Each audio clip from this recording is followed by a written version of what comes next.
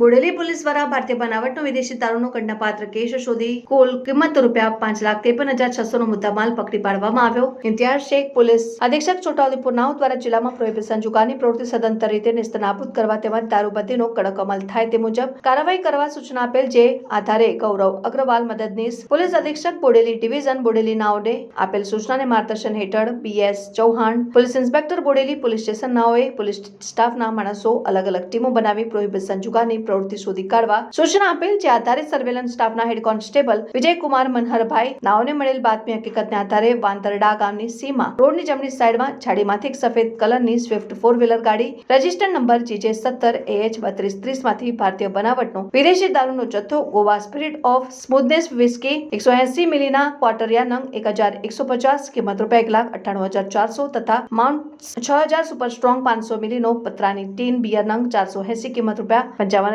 મળી કુલ નાની મોટી બોટલ નંગ 2030 ની કુલ કિંમત ₹2,53,600 નો પ્રોહિબિશન મુદ્દામાલ તથા દારૂની હેરાફેરીમાં ઉપયોગમાં લીધેલ સફેદ કલરની સ્વિફ્ટ 4-વ્હીલર ગાડી